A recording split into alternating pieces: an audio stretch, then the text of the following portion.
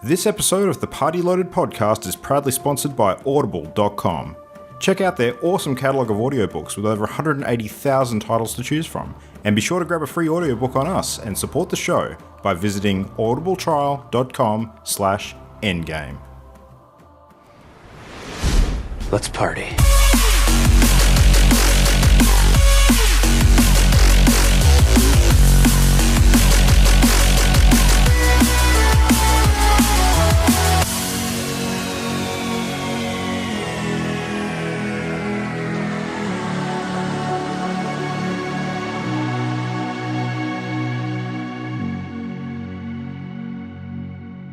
It's beginning to look a lot like a podcast. Hello and welcome, everybody. It is Party Loaded for Wednesday night, the 19th of December, just before Christmas week, wrapping up a big year of the show with everybody here. So this is your hit of everything great in the world of video games. My name is Luke Retallick. I am joined to bring in the end of the year tonight by the lovely Jam. Hello, how are you doing?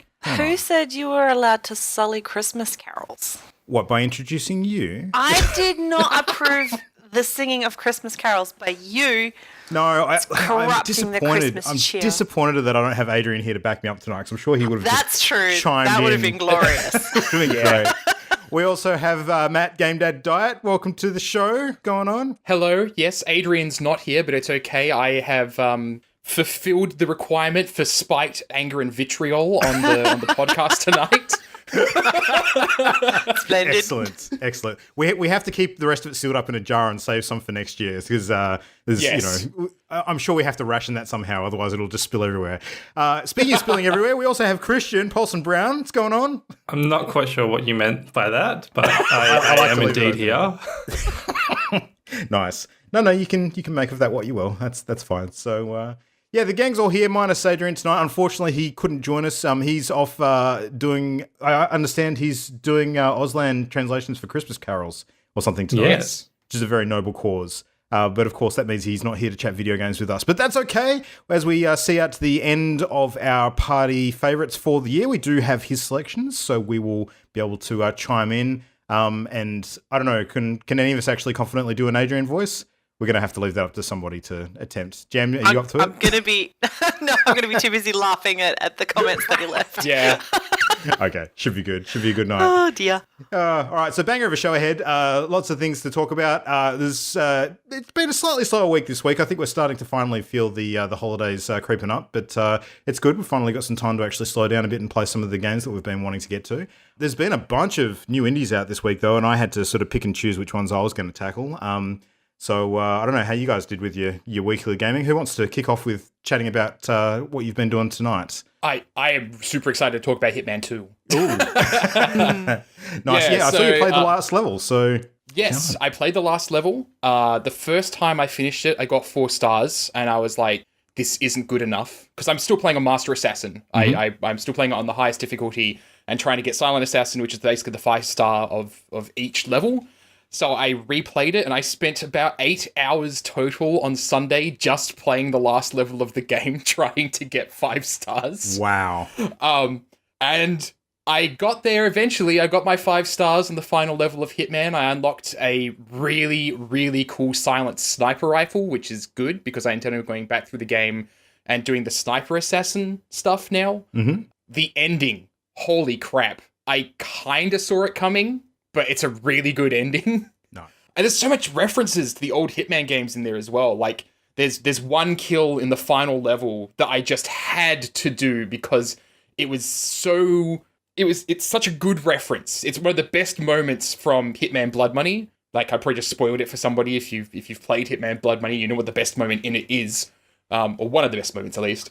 It was super hard to set up, but I was like, no, I just have to do this because it's such a good reference. And it was super satisfying. So yeah, I'm totally going back. I'm doing the Sniper Assassin. I'm doing the Classic Suit only achievements. I'm gonna do them because the game is really, really good. Other than that, I've been playing a lot of Stellaris. That should be no surprise. No. And there's a bunch of issues in 2.2 with a bunch of the races. My favorite races, which makes me really sad. But that's kind of made me go outside my usual comfort zone. Because, the stuff that I would normally play just isn't viable at all right now. But it's been really good. I've been having fun. Like, I just end up making a race and then play it for like the first 50 to 100 years. And I'm like, yeah, these aren't really gelling with me, and I'll go make another one. But I'm having a lot of fun with it. Like, the expansion's really good. They definitely need to do some bug fixes and some balancing, but otherwise I'm having a ton of fun with it. So let me ask you, if you get bored of a race after the first sort of 50 or 100 years or so, what's the Stellaris equivalent of the Noah's Ark episode? Well, I mean, there's events in the game that I'm totally sure that you could tie in. One of my favorite old events in there is like this event, this thing where it kind of suggests that your whole empire is stuck in a time loop. Mm. And it's really, really interesting because you basically meet a general that you send out to investigate this unusual thing in the slip space. And that, he meets a copy of himself from the future that's all banged up and everything, and is talking about the utter devastation your race is going to face in future. It's a really cool quest line. Very Star Trek. Super Star Trek. Yeah, they added a lot more events like that in one of the more recent expansions, but this one's a lot more focusing on the megacorps and the trade and making the Coruscant-esque planets and such. And I haven't actually gotten to a lot of that yet. I had to stop playing my Criminal Syndicate because it turns out there's actually a game-breaking bug for them right now. Oh. Because their big thing, one of the big things of the megacorps in general, is the ability to go and build like buildings on other megacorps planets. And so the way the crime syndicate works is that you're building stuff on their planets that they don't probably want there because it creates crime. But right now, the AI is constantly generating the units that crush crime. And so the crime syndicate can't do anything because you put down a super expensive base and then suddenly 2 months later, it's immediately shut down because they've just like constantly got this police state going on. Which is not how the game's supposed to be working. So I had to stop playing them, which made me really sad. I was having a lot of fun with them. So you're playing Stellaris and you literally got your ass handed to you by Judge Dredd is what's going on. Yes. Yep. Yes, that's basically awesome. it. That's the narrative that I've created in my mind, and I'm sticking to it. That's awesome. All right, well, how about a bit of a Smash Bros. Update from Christian? How's that game treating you? Yes. I'm still playing it quite a lot. I think I've actually put in over 30 hours into Smash Bros. Now. Well done. Yeah, it surprised me how in-depth the World of Light single-player stuff is. Like, I've been playing non-stop World of Light, and I'm probably approaching the end, but, like, I've collected over 400 spirits. Whoa. Yeah, like, out of 1,200 in the game, so it's only like a third of them still. They're not all on the map, though. Like, a lot of them you get through other modes, but still, that's like over 400 individual fights at least, because it's one fight to unlock each spirit. And I've been super impressed by the overworld that you run around in World of Light. There's so many interesting, like, themed places, and there's these little sub-worlds that you go into. Like, you'll find a portal, and then it will take you through to, like, a little more specifically themed world. Like, one of them is the Street Fighter 2 like character selection map, where it has the world map, and then the little plane will fly from country to country depending on which character you choose. So it's like Japan, America, that sort of thing. Oh, nice. Yeah. And so your little Smash Bros. Character like runs around the world, and like you fight the different Street Fighter characters in each country and unlock them.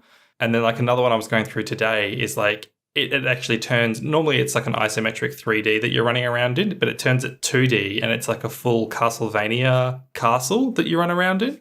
And you have to like collect cannonballs and then put them in cannons to shoot down walls and shoot ghosts so that you can move through to other rooms and stuff. And it's like really neat how fun and creative just the overworld is.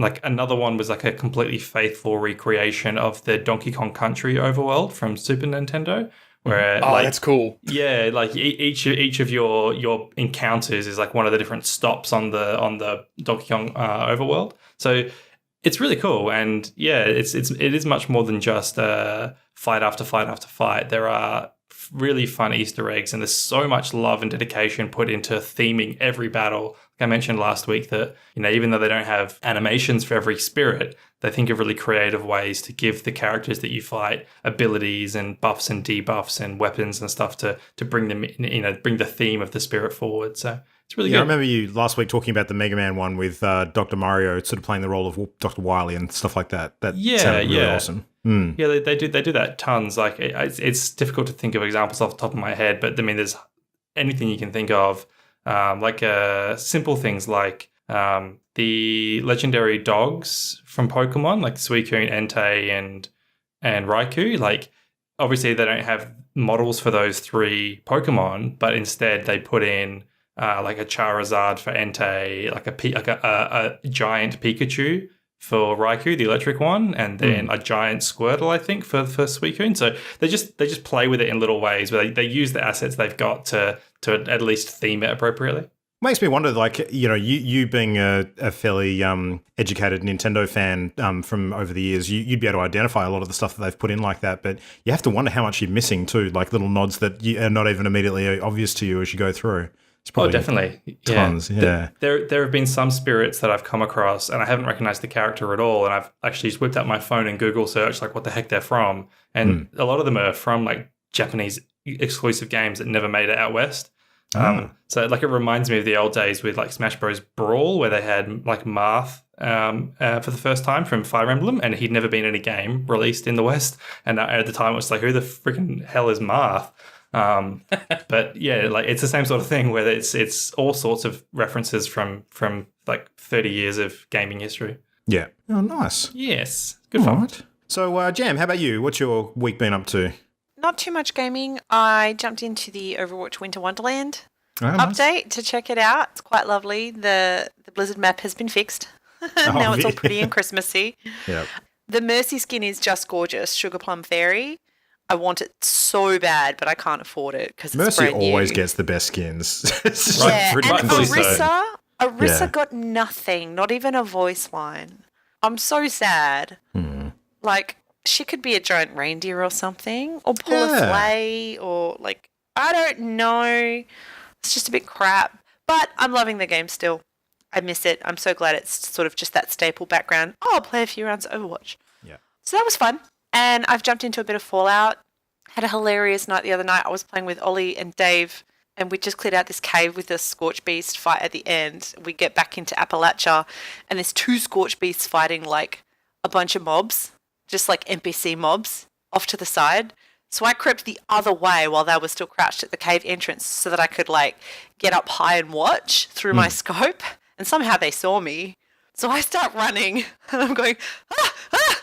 And they're just like, yeah, cool, have fun, Jam. And they fucking teleported away. They quick traveled because they hadn't been spotted and left. And I got chased by two Scorch Beasts into those pink trees. That was like the closest cover I could find that might stop them. And I'm crouched in the middle and they can still see me and they're just circling. And I'm thinking, okay, crap, I'll try creep to the other side, see if there's like a break where I can get out. And this blur goes in front of me and I'm like, oh God, there's something invisible in here with me. And there were these Mirelurk Kings everywhere who started doing their stupid warble, whatever that shit it is. And I'm panicking, trying to run from them and dodge Scorch Beast attacks. And it's a miracle I didn't die. And Ollie and Dave are just laughing. Yeah. They're just laughing. So that was nice. I'm going to have to sabotage something of theirs. Yeah. Cool, guys. Oh, you would have been too, Luke, if you were there. I wasn't there, so don't hang that on me. I didn't actually do it You this time. 100% would have been laughing, without a doubt. It was amazing. It was really, really cool. We, before the whole cave thing, we'd fought a couple of Scorch Beasts, single Scorch Beasts at a time. So that was fun. I still haven't seen the big old boss thing. I haven't done much exploring in the nuclear areas yet. I'm not equipped for it, but I've nearly hit 50. I think they're both nearly 52. I think they're working on it right now. Yep. Yeah, looking forward to jump back in. Nice. So 50 is kind of the step-off point for endgame content, potentially, I would assume, because then you can use pretty much all of the equipment Sounds like in the game. it. Yeah, yeah. It sounds like it, yeah. Yeah, interesting. Yeah, I still find it amazing given that, the game's a month old now, and I don't think any of us have still explored, like, quite the entire map. There's still quite a bit out there. Close. Yeah. There's so much I haven't seen. Which is awesome. It's absurd. Yeah. Yeah. That's really good. All right, well, speaking of big maps, I was spoiled for choice this week with regards to what games to play, and I was trying to decide whether I wanted to, crack open Ashen or Gris or, any of the other great indies that have just sort of launched in the last week. I did sort of attempt to purchase and install Atlas, which is that huge new game that is coming out from the makers of Ark. Survival Evolved, the one that we spoke about last week. But they pushed the release date on me, so that's not actually going to be out until later this week. Aww. So, yeah, it's going to be early access, just like Ark was initially, but I was really looking forward to jumping into that. But so anyway, I went with my second choice, which was checking out that new game that's been sort of percolating in the background for about 6 years now, I think, called Below, which is a really sort of lovely, very atmospheric roguelite dungeon crawler.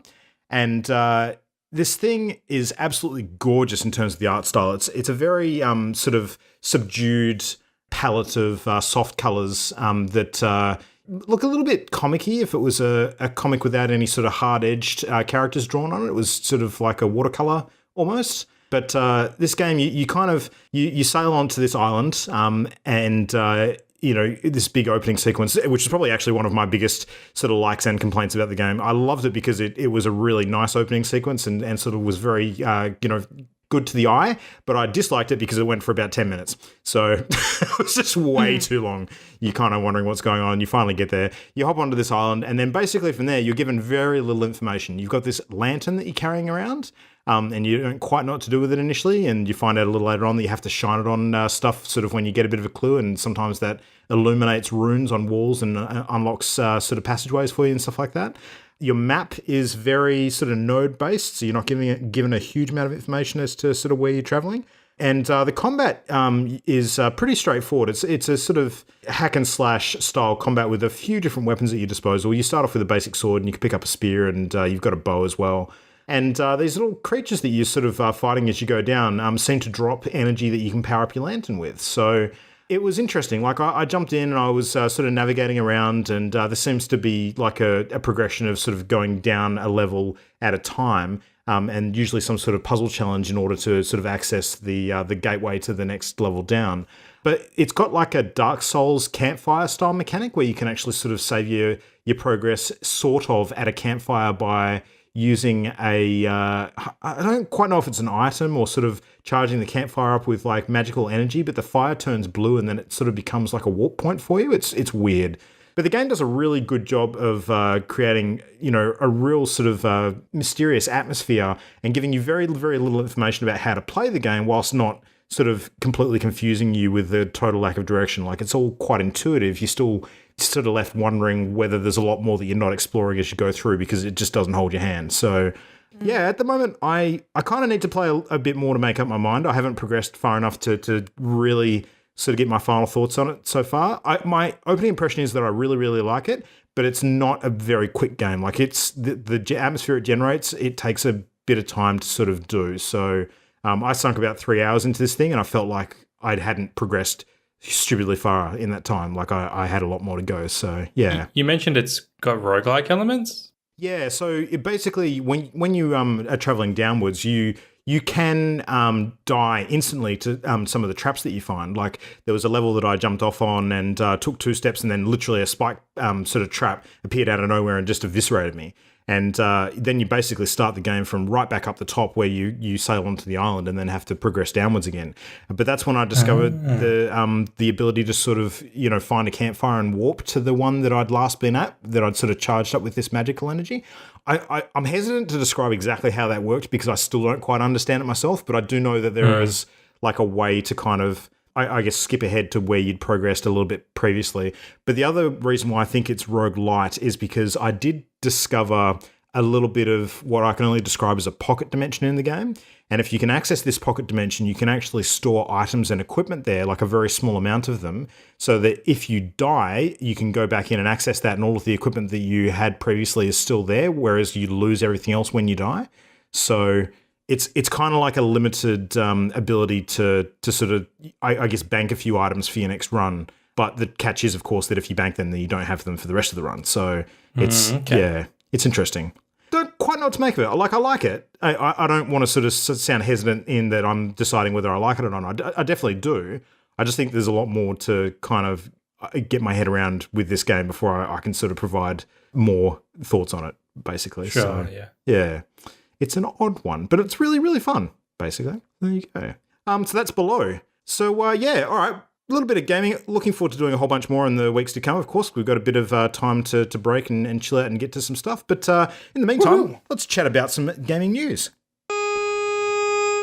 Now it's time to hear some gaming news. Time for some gaming news. Yes. So, in a quick little dot point on the gaming news today, last week we were talking about the fact that our Epic, we're doing stuff and we're competing with Steam on their developer split. Well, it's just come out that Discord are now joining the fray and have announced that they're doing a 90-10 split. Oh, yeah. So I'm just waiting for the next people to come out. It's like EA will shock everybody and be like, all our developers get a 100% split. No, they and then won't. somebody no, else is then Blizzard's going to be like, our developers get 110% split. Look, EA announcing a 100-0 split wouldn't surprise me at all, but it'd be 100% for EA. So yeah, I thought that was really interesting. But the bigger piece of news today that I think we wanted to very briefly go over, because I think it was pretty much as shit as we expected it to be, was the Australian Gaming Awards.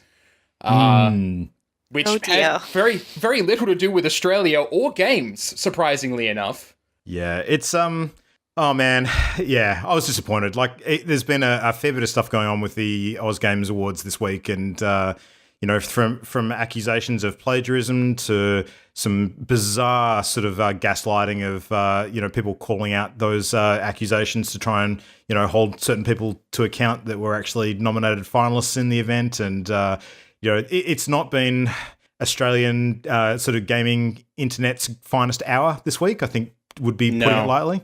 That being said, I mean, like, a lot of the dialogue going around, it's a shame that it's been necessary, but it kind of has been, because it's calling out stuff that needs to be called out. It just sucks that it has to happen, basically. Yeah. So, yeah, I don't know. Birthing pains. Yeah, there's a bit of that. I was saying before, I also think that there's a lot of just systemic issues with how the awards were structured in the first place that aren't so much birthing pains as just, why was this decision made at all in the first place, right? Yeah. And a lot of that kind of comes back to what I think trade media's focus is, which is on influencers and esports and journalism, and less so the games, which is why I think that we saw esports and influencers and all of that shit was very Australia focused, but the games themselves, we had a single category for Australian games. So I kind of get the impression that's what was going on.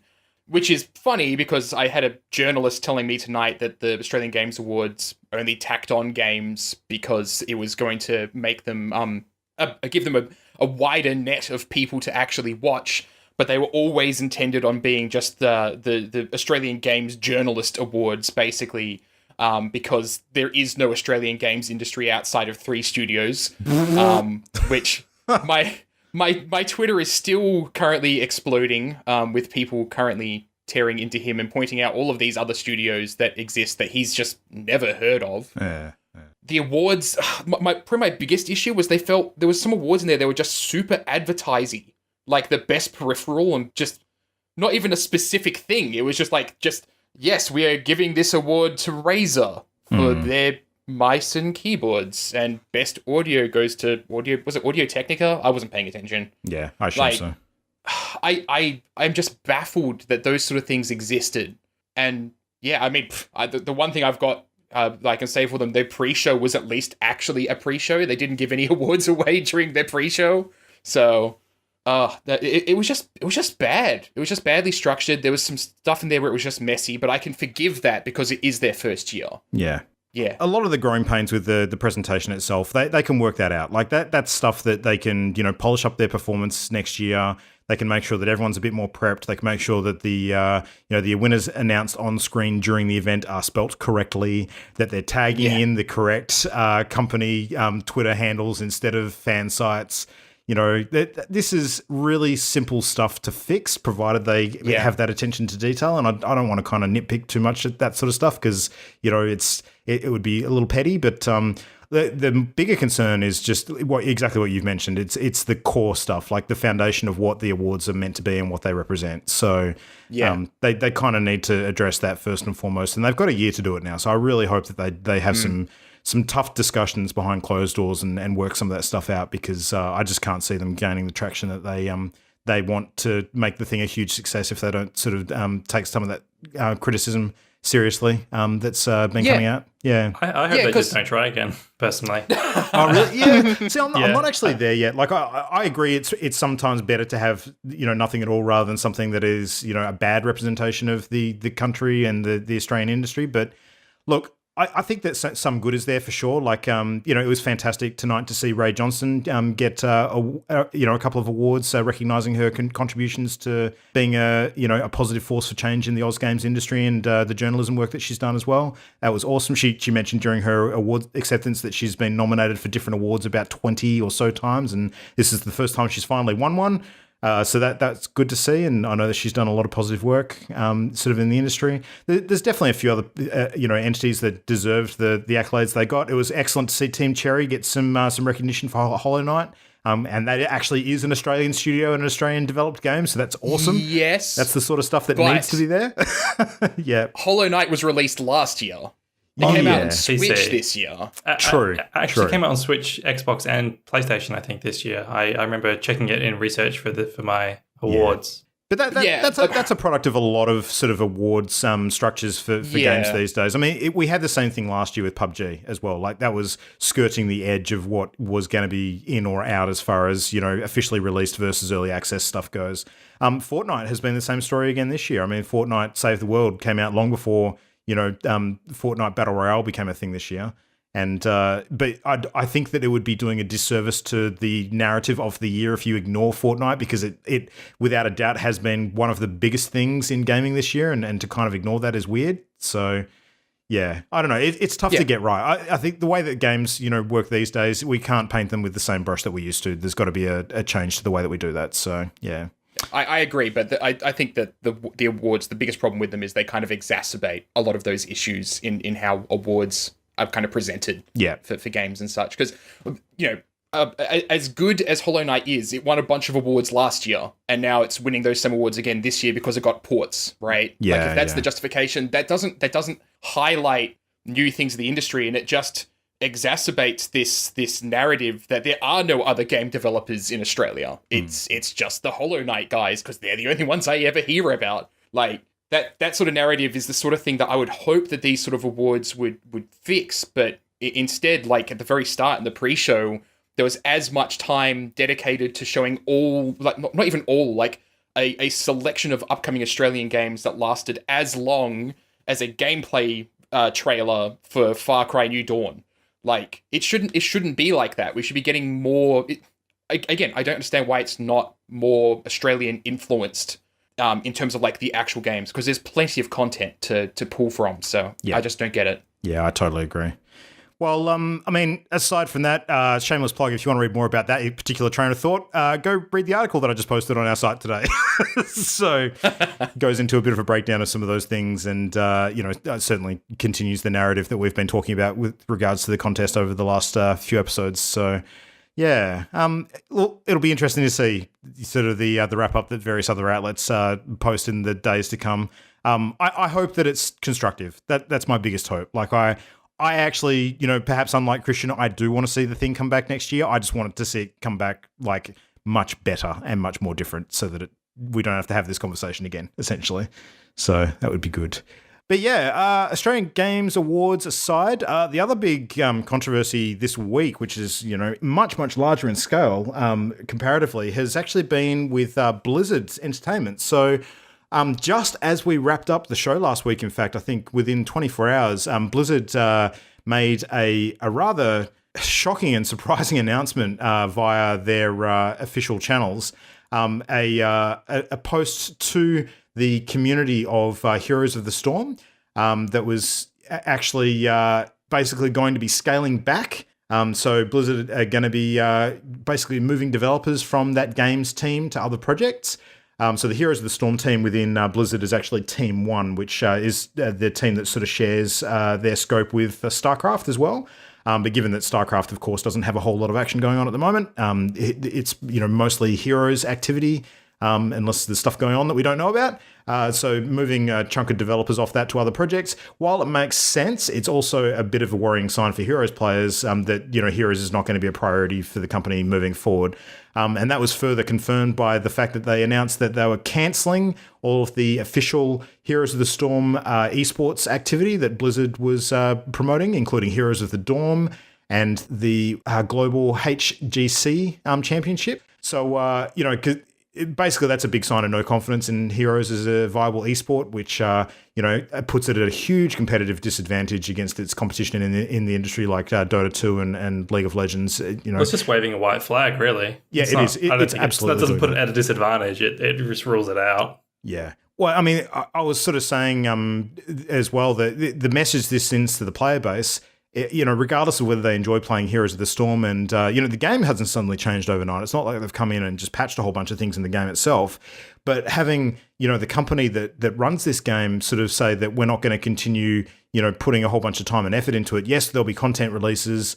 Yes, it'll be following a different sort of schedule in future, which will probably be much reduced to what we were doing previously. Not a lot of detail around how reduced that's going to be. It sends a shockwave of evaporating confidence to the player base, and people who engage with a game like this, a living game like this, want to feel confident that their time investment is going to be, with something that is going to continue to be supported. And the second that it's not, then they start looking for other ways to spend that time. So, I think we're going to see a mass exodus. Yeah, I think Blizzard know that. From what I've read, part of this decision is that HOTS just wasn't making money for Blizzard, but they're actually losing money from it. And they had a strategy of focusing on new characters and new skins, like heaps of effort into new game assets to try and draw people in, like, ooh, shiny, there's a new Overwatch character I like, and there's a new skin for the character I like, but it just wasn't successful, and now they've had to come and do this. So yeah, I think the best thing that they could have done was not be so abrupt about the announcement. Yes. Giving people a year to prep, because there are esports players that are making their livelihood off of this. There was a story that I heard that was super sad about a kid that had basically dropped out of college because he was really, really good at the game. And that was literally 2 months ago, just before they made this announcement. And now he's like, that was my livelihood that I was working towards, and they've just cut it from me. So yep, it's the players, it's the commentators, it's all of the support staff involved at the esports events. We're talking hundreds of people here who have basically just lost their livelihoods. Because, esports these days is a viable industry for people to, work in full time. Not for everybody, of course, but certainly was in the case of the Heroes, structure. So, yeah, that's, so close to the time where they should have been, announcing the 2019 structure for the championship. All of a sudden to have that pulled out from under them, that's real bad abrupt messaging. Yeah. You definitely need more information.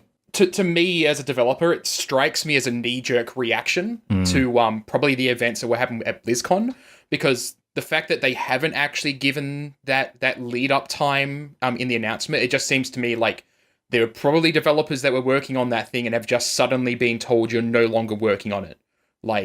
It doesn't read like a decision that they've taken time to make. It reads like a decision that they've just suddenly made, and they're basically their social media team are copying it now, trying to fix the problem by announcing it and doing so in as gentle a way as possible. So yeah, I don't know how you frame that. There's no good way to say it. Really, it's bad. Is there? Yeah, it's bad either way. It's tough. I'm sad though. Heroes is fun as hell. Jam and I have had great fun playing this game. Back a couple of years ago. With some of the rest of the crew. Heroes of the Storm sort of evenings when we were jumping on and playing, two-headed ogres and all sorts of other crazy shenanigans. They were great times. So, yeah, I don't know. But I mean, you guys have fun playing Fallout 76, so... You cannot compare the two. You brought the Adrian sass tonight. I have to represent. Good job. All right, fair. Another piece of news that dropped during the week is Kingdom Hearts 3. Some full copies leaked out into the wild. It's like a full month before it's due to launch. So There's near complete copies of Kingdom Hearts 3 are in the wild, and there's been some spoilers and some screenshots and videos posted online. But thankfully, Square Enix put out a statement, and they mentioned in the statement that the shipped copies of the game don't actually have the epilogue and some secret content, which will be downloaded in like a day one patch. So even these leaked discs don't have all of the spoilery nastiness that could ruin the fun for people. So if you're looking forward to Kingdom Hearts 3, still be cautious of spoilers, but you're not going to have the very, very end spoiled for you. This game's been in development for, 13 years or something like that? Been a long time. Maybe not that quite long, but it's something approaching that. Yeah, a long time. Man, it would suck after waiting like even close to that for, the next installment of the franchise to have that spoiled for you. That would really be bad. So, Yeah. Can understand it has been 13 years actually. Yeah, 2005, Kingdom Hearts 2. Yeah, you're right. Jesus. Yikes. Wow. Yep. Wow.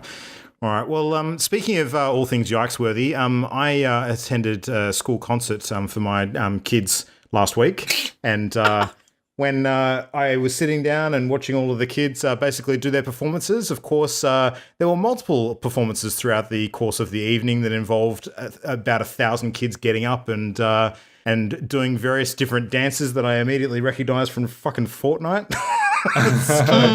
Kids en masse just flossing and doing all sorts of crazy shit. But it was funny because the whole Fortnite dance thing has been big in the news this week because it seems that Epic have been the target of a number of different lawsuits from some of these dances' original creators. Apparently, the Fresh Prince star who played, what was Will Smith's brother's name? Carlton, yeah. His name's Alfonso Ribeiro. He's suing Epic Games over the use of what's called the Fortnite Carlton dance, which, I could be mistaken, but I was pretty sure that when he used that in that old sitcom, he actually ripped it off from somewhere else to begin with. So I don't know how. What? Carlton was an original. Shut your mouth. Was it? Really? Was it really? I don't know. I thought that was all original. I mean, the legality of copywriting dances is a very messy area in the first place. Oh, totally. Yeah. I mean, yeah. It is. And in this case especially too, like you'd wonder whether the show, that he was on at the time would own the rights to it, given that it was on their sitcom as opposed to him personally. So, yeah. There's a whole bunch of gifs going around of similar arm swinging dances in other games, but the thing is the Fortnite version very specifically transitions into the different moves that Carlton did on the show. So and it's monetized. It's very distinctively, and it's monetized. So that from my understanding, that's a part of the lawsuit. Is that other games have featured dances that are picked from other places, but they're usually just fun little Easter eggs. But Epic are actually charging for them. I was going to say, I think if this has any traction, you're going to see a lot of issues with Destiny as well. Because they have a lot of the emotes that do the same thing. So I don't think it has any Epic's copying traction. this lawsuit, and meanwhile Tess Everest is just hanging in the background, just going doo doo doo.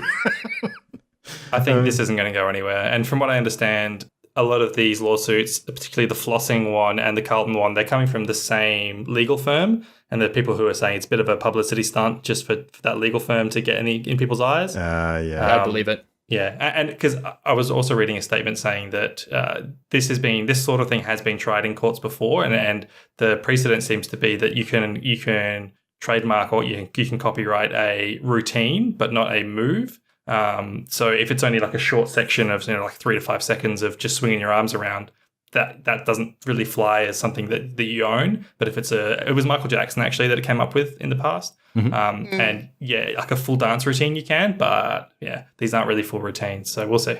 Yeah, I mean, there's got to be a point where these dance moves become so popular that they just enter into, public domain at some point. So, yeah, it reminds me a little bit, like I know this is different, but it reminds me a little bit of the media surrounding the Lindsay Lohan case against Rockstar for the use of her likeness in GTA 5. Yeah. It's very reminiscent of that sort of beat up with the lawsuit that never really ended up going anywhere. So, yeah.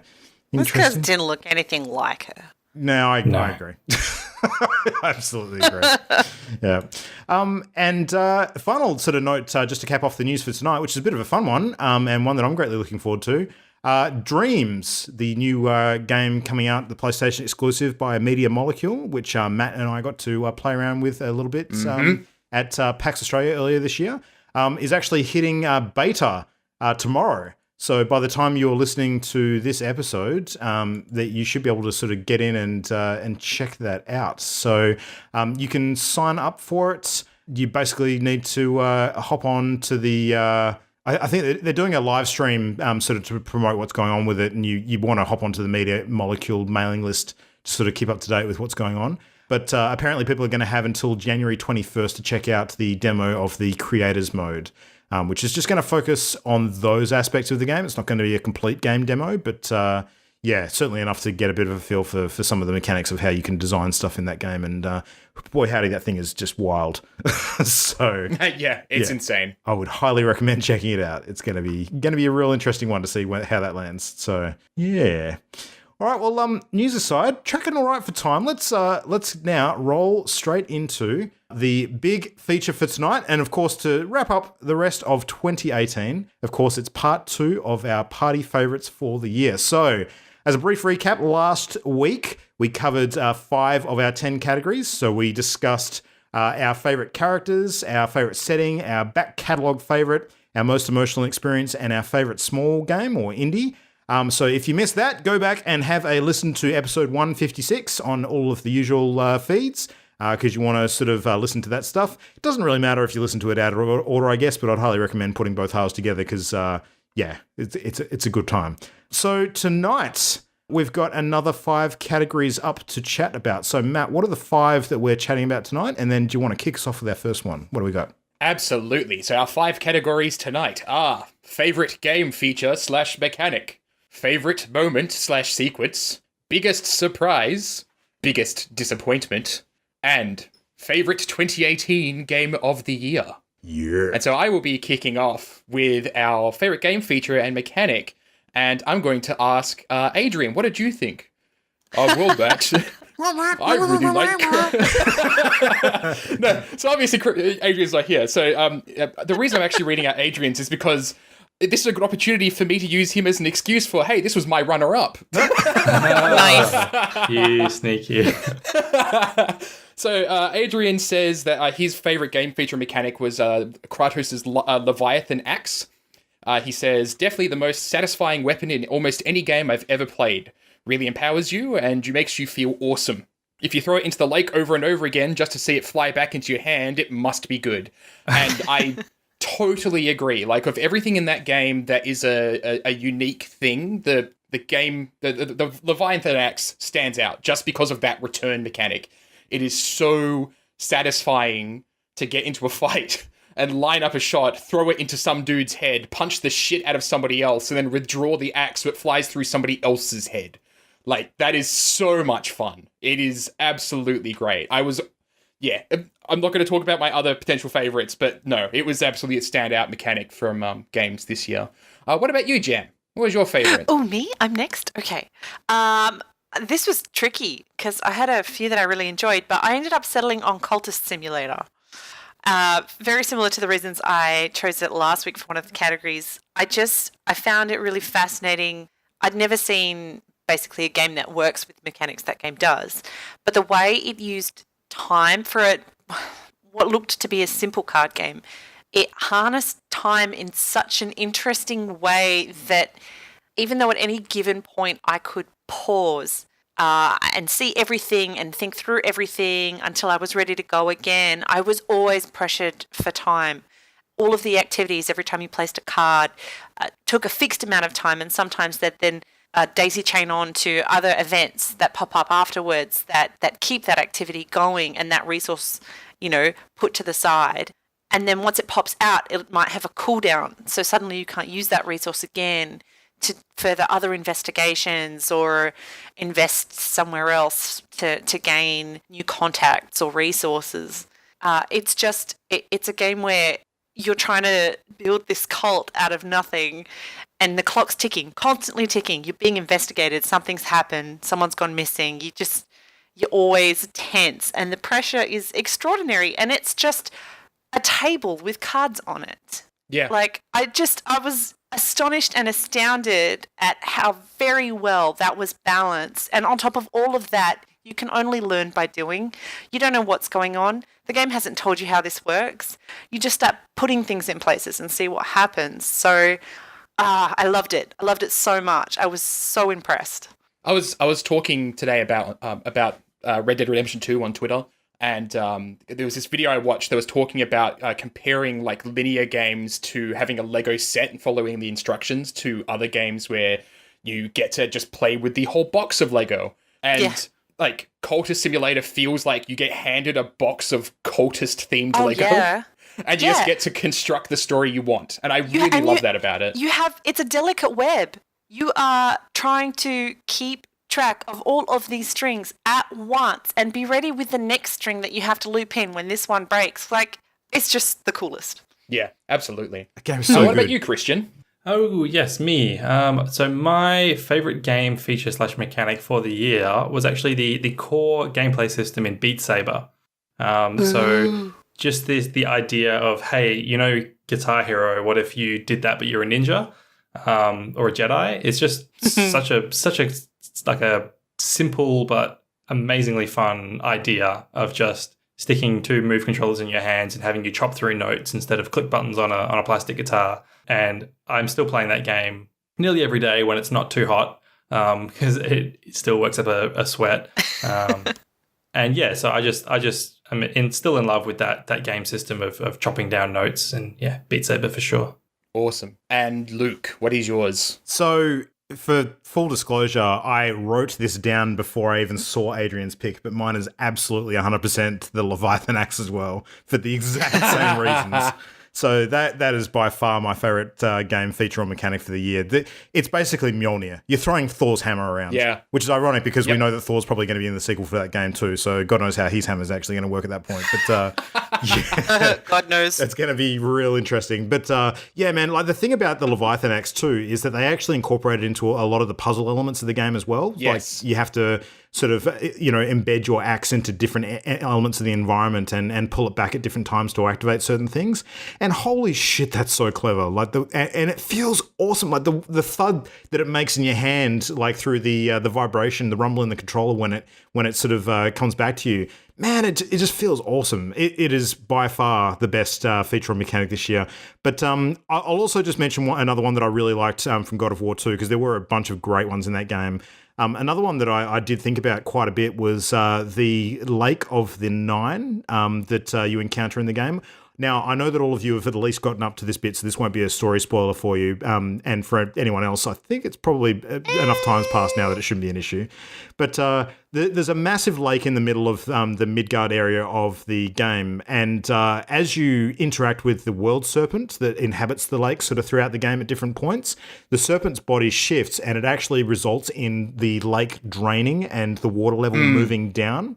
And I absolutely loved how the map opened up as a result of that to different areas that were no longer covered in water, but it was not done in a sort of, a gamey sense of, this door is suddenly open, or this, passageway that wasn't there before, suddenly just, the blockage evaporates. This was entirely sort of built into the narrative of the game, and the fact that these things were now revealed was entirely appropriate with what was going on with your interactions with the serpents. So I just thought the way that blended into the expansion of the world that you played in and how that sort of connected to the story was an absolute masterstroke, and that was a really, really good mechanic too. So yeah, Leviathan Axe definitely first choice, but that one's a close one too. Runner-ups are for cowards. Yeah. So my favorite feature or mechanic was I went really broad with this. I just said Hitman 2's core loop because the core loop of that game, it's more of the same formula from Hitman 1, but it uses all the tools at its disposal in super interesting and surprising new ways. And I almost actually listed it as my favorite moment, because the thing that convinced me that was going to be my decision was actually just a whole level and this whole storyline that I went and experienced. And the way it felt was like, did the developers plan for me to do it all this way, or am I just being super smart? Like, clearly there's a storyline there, but the way I'm ending it is on my terms, right? So there's this story in the game that happens on the Mumbai level about this other assassin called the Kashmirian.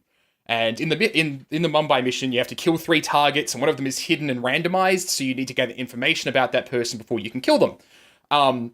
So Hitman's typical formula is information gathering, and then you set up, and then you execute, and then you evacuate. And usually you execute by finding a particular uniform to get close to the target or into a specific area, but the Mumbai mission ends out offering an alternative by getting somebody else to do the job for you. So you can go in there and you can gather information, and you can get your uniform and set up.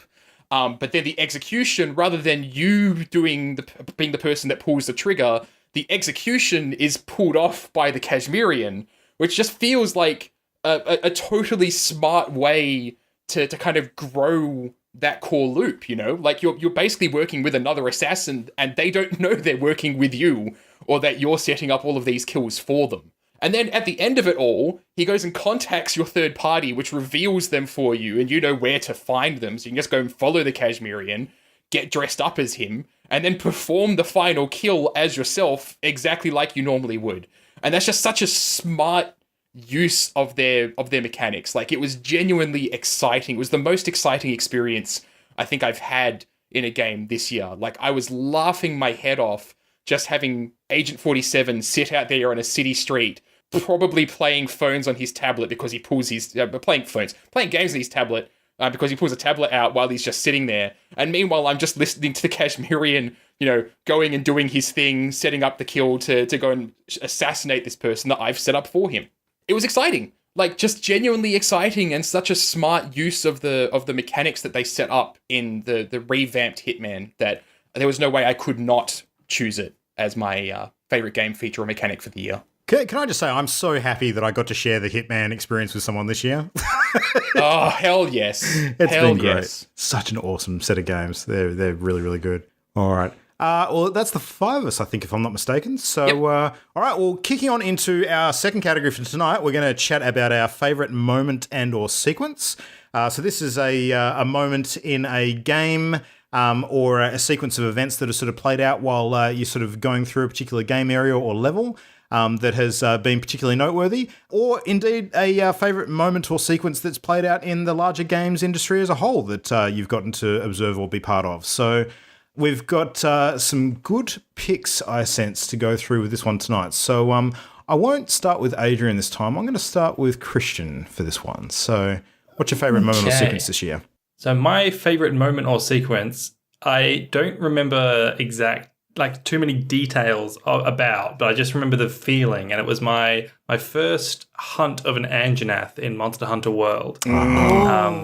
So the Monster Hunter World has such a nice progression of the challenges that it throws at you, the different monsters you have to hunt, and you have to learn each one and get the right weapon, track it down, and eventually take it out. And then at one point, they throw the Anjanath at you, which is this big, flame-breathing T-Rex. And it's quite a sharp difficulty spike, and it's the first one that really makes you, sit up and pay attention and go, actually, I need to, really focus and really be careful here and plan it really carefully. Whereas the first couple of monsters, you can kind of just glide through a little bit. And so just having that first big challenge, and it felt like such a nice thing to overcome, and such a satisfying, intense actual fight. Every roll is mattering, and you're anticipating when it's going to breathe the fire, and you're getting out of the way and hitting in its neck to hit its fire gland so it can't do that anymore, and setting off traps in the environment to trap it in some leaves and logs.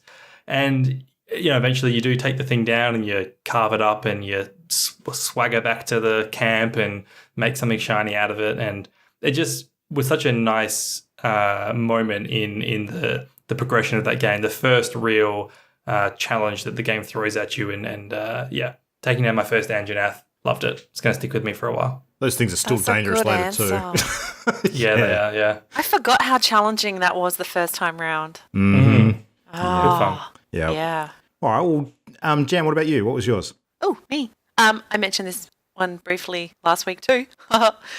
Mine was the way that the game A Way Out used the split screen co-op. It was extraordinary.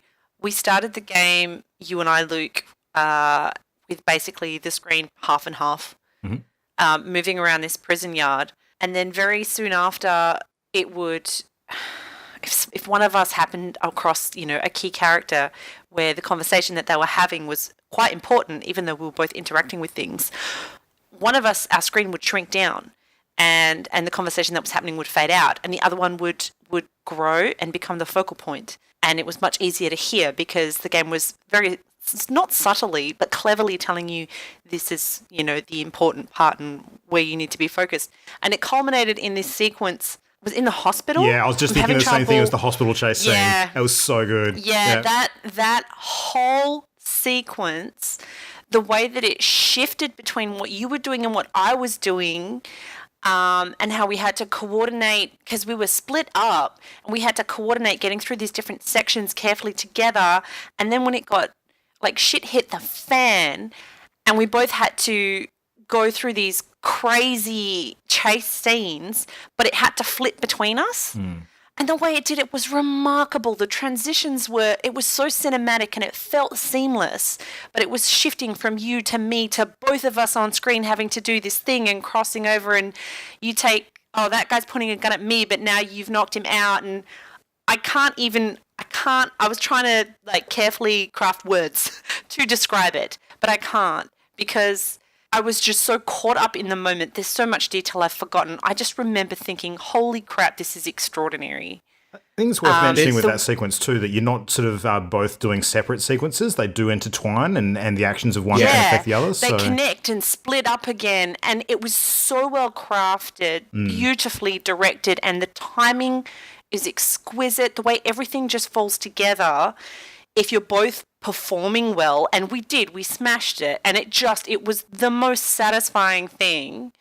I couldn't believe it. At the end, I was just sitting there thinking, holy crap, that's the most exciting co-op thing I think I've ever done. Yeah. There was a few things that we screwed up throughout that game, but we did one take on that and we absolutely crushed it. It was great. and it was magnificent. And there was the characters' dialogue too, were building the tension, just the things that were actually happening and the reasons for it too. Everything was just this beautiful, chaotic shitstorm. And you just felt like such a champ getting through it all.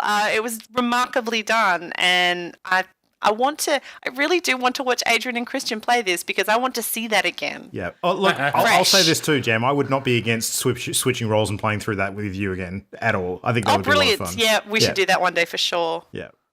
See if the ending turns out a little differently. Yeah, absolutely.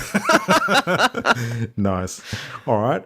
Let's throw to Adrian next to mix things up a bit. So now Adrian has put down that his favourite moment or sequence was the first time in God of War that you meet Baldur. So he's introduced as the stranger, sort of in the very, very first kind of major scene of that game. So when he knocks on your door, that sequence just blew me away. He said, I knew God of War was going to be cinematic and cool, but something about the way he was revealed to me was crazy. I had no idea who he was, so it felt like a true cinematic experience. I will say that was one of the best superhero boss fights in any game ever, and it was in the opening act. So yeah, for sure. I loved it. It felt like too. something out of a Marvel movie. Yeah. It was really good. Yeah, totally. Man, strong start to that game for sure. So yeah. Matt, what about you? What's your favorite moment or sequence this year? So I ended up deciding not to go with a game moment or sequence, but a gaming moment or sequence, and I've gone with Sonic Fox on stage at the Game Awards. Nice. Because I think Awesome. I think in a year of all this brutal stuff and in the climate around games where gamers aren't particularly friendly towards game devs, Sonic Fox is just super wholesome. And to see, him up on stage winning an esports award and hearing him so excited about it, and just, going out there and saying, yeah, I'm gay and I'm black, and just we need more people. And a furry. Yeah. And a furry. A furry. You can't really miss the furry part, to be fair. But like, So genuine. he's so genuine. Like he's like some of the news stories that come out about him this year. Like, I don't pay attention to the esports scene, but he made his way into national news because of the fact that he won this tournament and ended up giving a huge amount of the money that he won to one of his competitors' families, because they had a family member that was currently suffering from cancer. And I think he actually brought that up on stage as well. You compared him to some of the typical figures you get on Twitch or in the usual gaming circles on YouTube and such. And I'm just really, really thankful that he exists, because he's a really good influence. I say that and I realize, yes, he's a furry. Hey, man. But just he's so wholesome. Don't anger the furries. They've got claws. I'm not angering the furries. No, he's just a really, really sweet guy. I don't know him, but everything I've seen of him just makes me like him. So Sonic Fox, please, for God's sake, don't end up being a milkshake duck, because I'll be upset. I understood that reference. I did not. Should I be worried? I friggin' loved the Game Awards this year, and he is a major part of the reason why I enjoyed it so much. Yeah, it was a great moment. Yeah. Honestly, his biggest achievement is making me want to actually watch fighting game tournaments. Yeah. Absolutely. We need personalities like that involved, for sure. For sure. All right, well, my pick this year, let's see if you can actually guess what it is from this little clue. I nearly picked that, so... Yeah. So my choice, of course, is perhaps the greatest video game representation of a drunken bender in a bar ever, which is the Lenny scene from Red Dead Redemption 2. So... Classic. Oh, so good. So good. I actually didn't know what you were doing. I didn't recognize it. But now I do. During the game. Yep, now I do. No. So, this takes place in Chapter 2. Arthur Morgan basically goes out to meet one of the other members of the gang, a African guy by the name of Lenny, who, he's a bit younger and a bit more... let's say, ethically malleable, perhaps, when it comes to going out in wild drunken escapades. So the two of them wind up at the local saloon I think it's in Valentine, one of the first towns that you sort of visit. And you have a few drinks, and then one thing leads to another, and then just results in this absolutely perfectly choreographed, scene of non-stop drunken shenanigans that lasts montage. It's like a full-on montage, but you actually have to sort of do bits in it as well. Like you're actually wandering around trying to find Lenny at different moments because you've lost him in the crowd. And sometimes you get so drunk that everybody looks like Lenny to you, and then you're singing, you're getting involved in bar fights, and then all of a sudden, the next second, the dude that you've just been fighting is basically hugging you, and you're dancing and all this other stuff. Man, the whole thing is just a trip. It's so good. So I will say the reason I ended up not picking it is because it's just this self-contained event that doesn't end up being reflected in your relationship with Lenny. At least for the 20-odd hours I ended up playing after it, which made me kind of sad. I wanted to go back to camp and have Lenny be like, let's never talk about this ever again. That would have been a really good, cherry on the cake, right? Yeah. But it just made me kind of sad that event was just self-contained and that it was never quite that funny again at any point in the game that I've gotten up to. So look, yeah. I will agree that they don't follow up effectively enough on it, but as a self-contained thing, I just loved it so much. Good. It was unique. It's really good. Yeah. So that's my pick. So there you go. Favorite moment or sequence? That's done. Ooh, that means I'm next? Yeah. Next up, we have biggest surprise of 2018. And I think I'm going to read out Adrian's first because it's friggin' hilarious. Oh, this is good. Okay. Put on the angry jam. Adrian's words. Biggest surprise of 2018. Adrian says, I'm surprised I'm still alive after playing Fallout 76. I choked so hard on my own vomit that I spent 4 days in the ICU. I'm surprised the doctor on staff didn't just smother me with a pillow and let me go into that long night to put me out of my misery. I'm surprised my mother brought me into this world knowing that such injustices and cruelty exist and that we can be so unkind to our fellow man.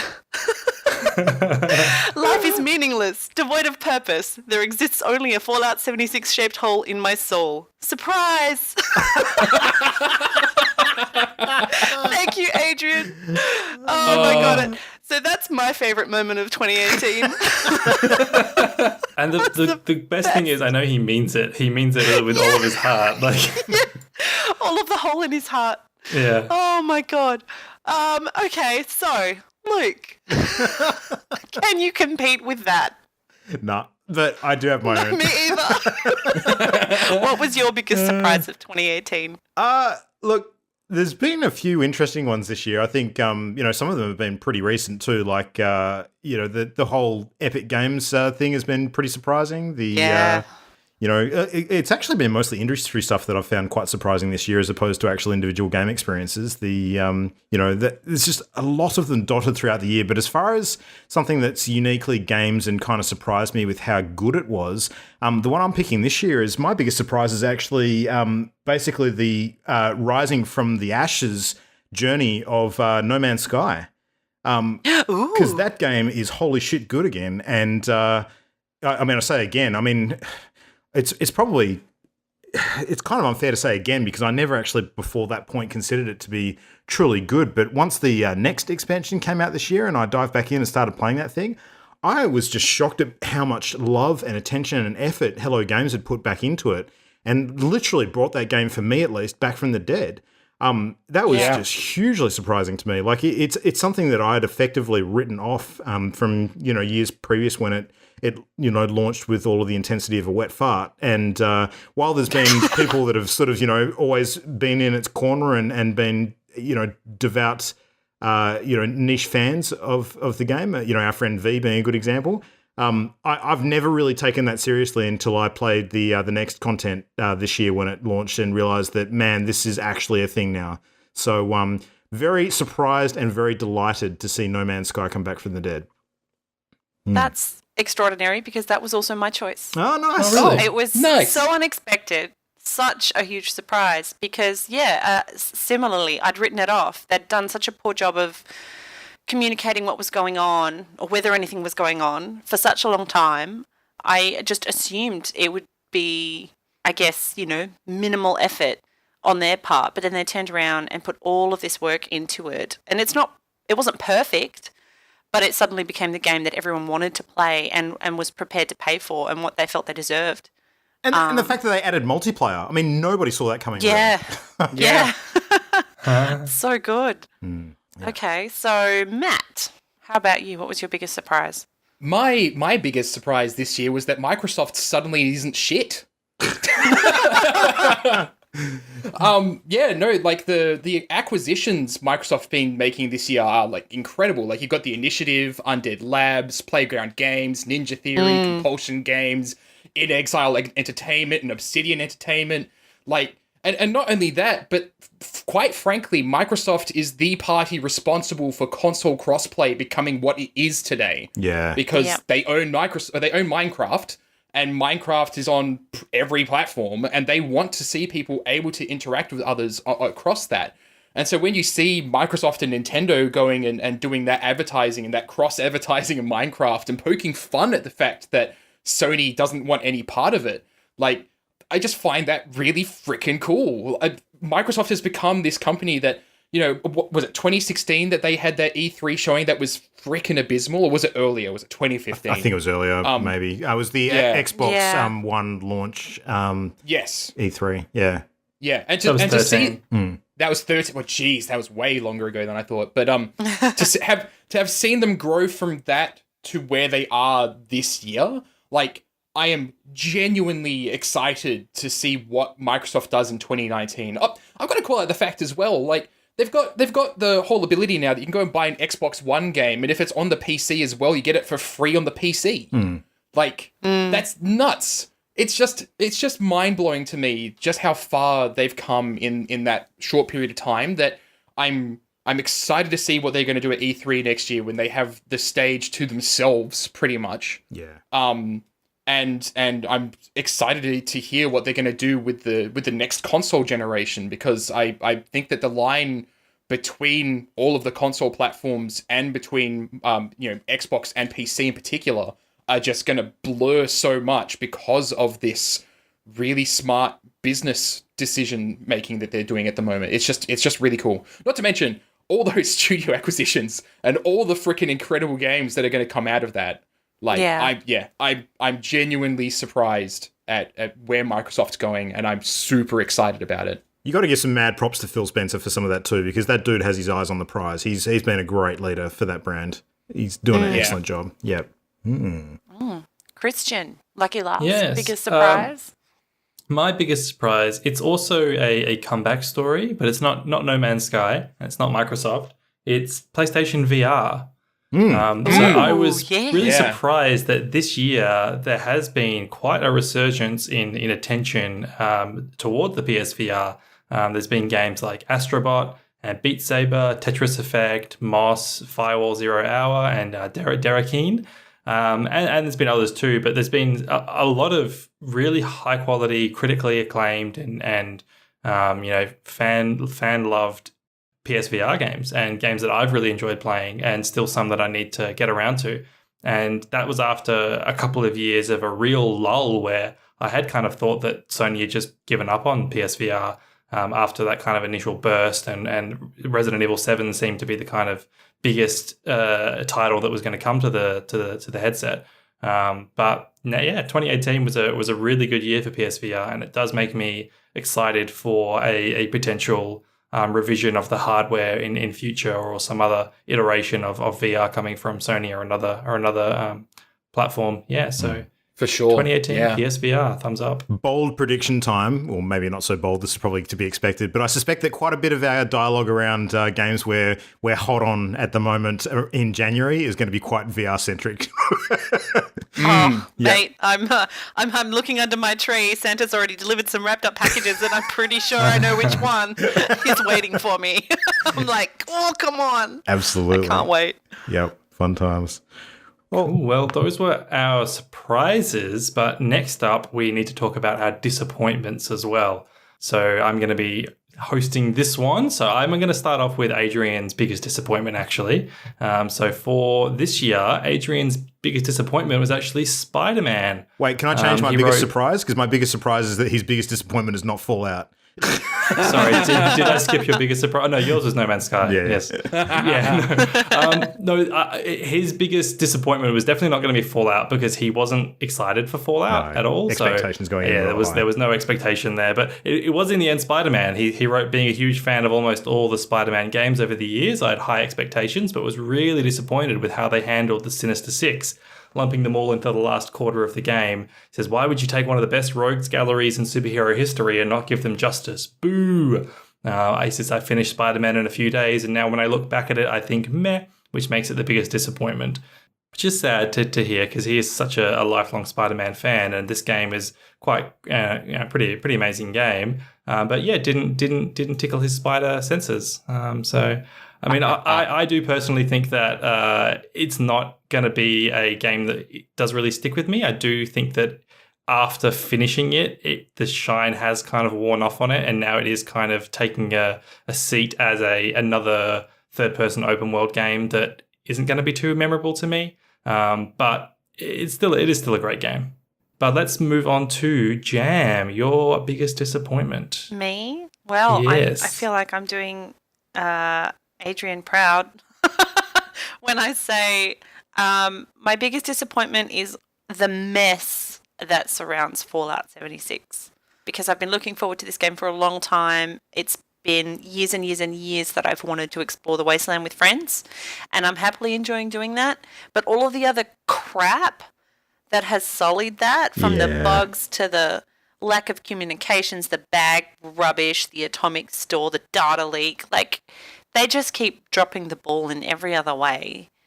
And it's garbage, because I'm otherwise enjoying this cool game. And yet, I don't know if I don't necessarily feel the need to be defensive about it, but having to explain why I'm enjoying it in spite of all of those things, it's just a bit frustrating. Yeah. Really. It's a shame that that's necessary. I think we've gotten a real window into what it must have felt like for some of the early advocates for No Man's Sky. Yeah. Very similar kind of feeling. It's just, I mean, you can like what you like, and that's all valid and stuff, but to have to wade through all of this on top, it's been handled so poorly. But, we've been through that. Everyone knows what I'm talking about. couple of years' time, maybe there'll be an entirely different conversation around Fallout 76, like there was for No Man's Sky. But Yeah, I mean, fingers crossed. I think fingers crossed. I think that maybe because it is Bethesda and they have a lot of other plates that they're spinning, they may end up just giving up on it eventually. Unlike Hello Games that kind of had all their eggs in that basket, but it depends how much love they give it. So. Yes, moving on to Mr. Luke. What's your biggest disappointment for the year? All right, so my biggest disappointment for this year actually changed multiple times this week because I was considering a few different things. I was considering the harassment and issues sort of in the industry around crunch and lack of care of games industry workers and all the related stuff that's been going on at places like Riot. That's been really disappointing. Obviously, there's been some key disappointments this week with stuff around the Australian Games Awards, and that's been pretty key as well. The Fallout stuff is definitely up there. But overall, my biggest disappointment this year, I'm actually going to put a wrapper on it and say the entire thing comes down to being disappointed in Blizzard Entertainment. So Blizzard is traditionally one of my favourite games companies. They have produced a bunch of my favourite games ever.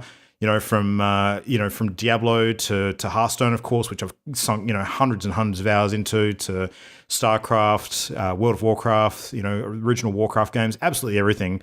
This year has been the first year, I think, in memorable history that I've seen some major cracks start to form on that organization. They've always been a company that has prided themselves on taking the time required to get it right. And, praising quality above all else when it comes to what they will push out into the world, and cancelling projects and basically doing what was needed to shift direction to make sure that they got it right and didn't compromise on those core values. And they've had their misses in the past, sure. I think that the launch of Diablo 3 was a good example of that, but they managed to sort of turn around and right the ship and deal with the real money auction house issues, and that game ended up being quite the success story. But this year has been hit after hit, and I think that, and when I say hit, I mean, hits to the confidence in what they're doing. It's not just been one game either, it's been across multiple of their franchises, and where it hasn't been a particular incident that has affected a particular game, it's been just a lack of content or a lack of progress or a lack of anything to sort of look ahead to. So, taking Overwatch for an example, like Overwatch has had a reasonably stable year, and they've had a lot going on in the esports sort of realm. But as a player of that game, it still isn't clear what kind of direction is being taken with content. Like, we've had a couple of new characters this year, a couple of new maps, some new skins. Apart from that, it's been very much a holding pattern. So it's disappointing to see. Heroes of the Storm we've just spoken about. I think that the way that has gone down at the end of the year is massively disappointing. I'm not actively playing that game, but the fact that Blizzard is willing to basically pull the plug on the entire esports arm of that, business, it fills me with dread if something similar was to happen to one of their other games that I'm actually invested in, if it starts to not perform as strongly. And, sometimes I think it's been made clear this year that they are willing to make knee-jerk reactions to deal with some of these things that perhaps they should allow to cook for a bit longer before sort of, making that call on. We've learned recently about, what happened around Diablo's Diablo 3's potential third expansion, which never saw the light of day because, they were so scared about how the reaction to Reaper of Souls was going to be that they cancelled all plans for it before it even got off the ground. And then Reaper was an absolute hit. And so they could have gone ahead with it, but they were so gun-shy that they didn't end up doing it. And that's a huge disappointment. Hearthstone's been massively disappointing for me this year, not because the expansions specifically have been bad, because I think that they've been fine. But that's the thing, like, we've had 3 expansions this year. They've just been fine. I don't think they've set the world on fire. But the fact that one of the biggest features that we've been waiting for in that game for ages that the company's kind of committed to was actually having a proper built into the client tournament mode. And despite promising that at last year's BlizzCon, they've basically turned around on that 180 this year and said that no, they're no longer working on it. They couldn't make it work, and it's not in their current plans for the game. So that is massively disappointing. And it's something that all of the Hearthstone pros and people who play the game competitively have been crying out for ages. Because even if you're not playing it at like a global competitive level, that's still a feature in game that would lead to a really, really fun thing to be able to do with people, to have some structured tournament sort of experiences. So Yeah, I mean, the list goes on. There's just been thing after thing this year. The Diablo shitstorm around BlizzCon was just a big disappointment. Now, I don't have a problem with the Diablo mobile game, but their messaging around that was all wrong, and they really dropped the ball and, just made it much worse than it needed to be. Yeah, I'm really concerned for Blizzard at the moment. I'm really concerned about the influence that the Activision stake in the company is happening. They've got a new CFO that's directly from Activision that may be having a bit to sort of say when it comes to some of these decisions, because it seems to be a bit more money and shareholder focus than the creative vision that the company's had in the past. There's been a lot of movement of some of the top brass within Blizzard that traditionally have been kind of the pillars of what they've stood for in the past, like Mike Morhaime leaving this year, huge blow to that. Even Ben Brode sort of leaving Team 5, the Hearthstone team, like he was, the face of that team. And while I'm still confident about other people within that team, losing him is a massive hit to, the image of the company in my mind. So, yeah, it's just been a big sort of rolling disappointment throughout the whole year, consistently. And it's been going on for a while now. So that is my pick this year. I definitely agree completely with that. I just want to add one extra thing onto the Hearthstone disappointment, and that is that they recently announced a massive change to the way they're handling Hearthstone esports next year. One of the key things with that is that end of month ladder placements aren't going to mean anything for esports players. So as a massive watcher, a viewer of Hearthstone on Twitch, one of the things I enjoyed most was towards the end of the month, tuning into my favorite streamers and watching them struggle for trying to climb that legend ladder and securing their like top 50 or top 100 placement so that they could, get a chance to go to the playoffs. And now that's not going to have any role at all. So when I'm watching Hearthstone on Twitch now, the actual these personalities playing the game isn't impacting their career, isn't impacting their their esports path at all. That's completely separate and self-contained and different to actually playing the game, just on ladder anymore. So that's a big disappointment for me. Yeah, for sure. Cool. And then I'll just quickly go through my one. It's quite a smaller and more sort of self-contained disappointment, and it was the PlayStation 1 Classic Mini. So I'm a big collector. I love collecting things. I love little nostalgia keepsakes, and I've got my NES and SNES minis that have a proud little place in my home. And I love the PlayStation 1 as a kid, and I was really looking forward to the Classic Mini. And then the games list announcement came out, and it was disappointing. I kind of came to terms with it, and I was okay with the games list. It had some massive omissions that were understandable through either licensing reasons or recent remakes or re-releases that would steal money from that pocket, which I did understand from a business standpoint. But then the actual hardware comes out and it's a piece of crap. They've got games running in PAL and NTSC on the same console. So, we used to have the PAL standard in Europe and Australia, which was a 50 hertz. And what they'd actually do for games that were designed in the NTSC 60 hertz standard is they would slow them down by 15%. So when we were playing games as a kid, we didn't care, but the games were actually running 15% slower. But now our TVs are capable of running that 60 hertz signal. So the PlayStation 1 Classic Mini is playing some of the games 15% slower, and some of them at full speed. And there are also no visual filters or scan lines or anything that you can add to it. The UI is kind of pointless. The software it's running is just open source, a pre-existing emulator. So there's nothing flashy. There are no interesting sort of graphics options or anything to spruce it up.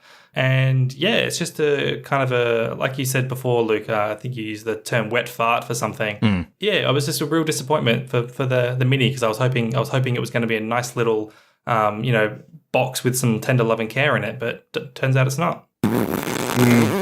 Yes. And that brings us to Matt. What was your biggest disappointment for the year?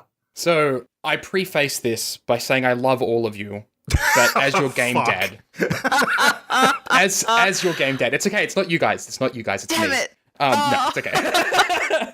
As your game dad, my biggest disappointment this year is the games industry I care about so much. Telltale closed its doors without severance for its employees. Rockstar had news come out about its crunch and overtime, And yet we still celebrate and laud and give game awards to Red Dead Redemption 2. Jen McLean and the IGDA don't support devs like they should in a year that has been so fucking awful repeatedly, with news coming out of different studios going into crunch and different studios shutting down, and our industry representation that a lot of developers pay money to for their support aren't getting any. And by extension, there's a lot of issues in the Australian games industry as well. Going to GCAP this year, there was this theme of gatekeeping that other people kept on talking to me about. How frustrating it was, how a handful of people were given multiple talks, and they'd be given multiple talks in the years before too. And it's become just an echo chamber of the same successful people repeatedly getting to just talk about their successes, and we're not hearing from anybody new. Some of the most popular and well-known developers are given benefits and privileges year over year, and generally are pretty terrible, when it comes to awards decisions and such. Like, they get defensive about the fact that they have been nominated repeatedly for awards, and that, the awards should be doing better by giving professional benefits, but they do give professional benefits. They give professional benefits to people that are just starting in the industry. They don't give people benefits at the top when they're at the peak of their career right now. So of course, getting more recognition when you already have all the recognition you're ever going to need is not going to get you any further. Yeah. And speaking of terrible awards, what the fuck, the Australian Game Awards was that shit? Like, I mean, come on. Just this year has been fucking awful for game development in Australia and across the world in general. One of the shining lights is the fact that this year being as shitty as it has been is finally pushing developers to go out there and start rallying together, so they can get some representation, and the proper support that they should be getting but aren't. Yeah. And yeah, we need to grow up, and we need to be better than we are at the moment.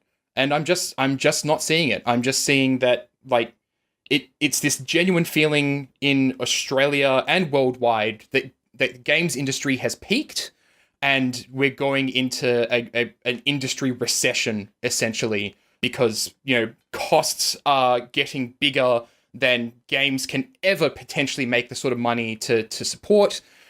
Games are leaning more into this games as a service model, but even successful games aren't successful enough to satisfy investors that are just constantly hungry for more profit.